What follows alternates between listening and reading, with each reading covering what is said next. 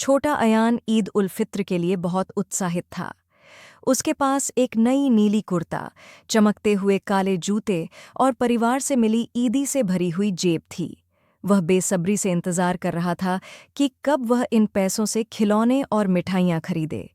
जब वह अपने पिता के साथ बाजार जा रहा था, उसने सड़क के किनारे अपने ही उम्र के एक लड़के को बैठे देखा।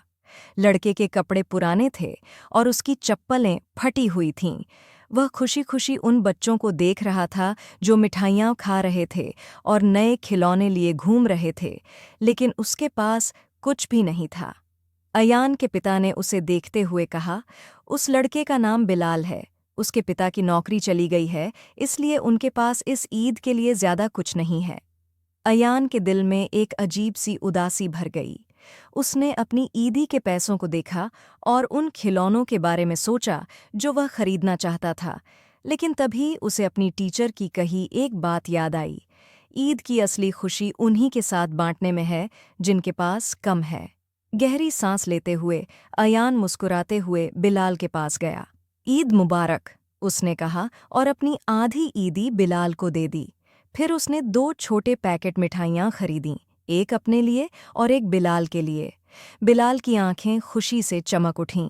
बहुत बहुत धन्यवाद, अब सच में ईद का एहसास हो रहा है। जब अयान ने बिलाल की मुस्कान देखी तो उसके दिल में एक अनोखी गर्माहट महसूस हुई। उसे एहसास हुआ कि दूसरों के साथ खुशी बांटना खिलौने खरीदने से भी ज्यादा खुशी देता है। उस रात अयान के पिता ने प्यार से उसका सिर थपथपाया। तुमने इस ईद को खास बना दिया, सिर्फ बिलाल के लिए नहीं बल्कि अपने लिए भी। अयान मुस्कुराया, यह जानते हुए कि उसने ईद का सच्चा मतलब सीख लिया था, दया, साझा करना और दूसरों को खुश करना। शिक्षा: ईद या कोई भी खास दिन मनाने का सबसे अच्छा तरीका यह है कि हम अपनी खुशी दूसरों के साथ बांटें।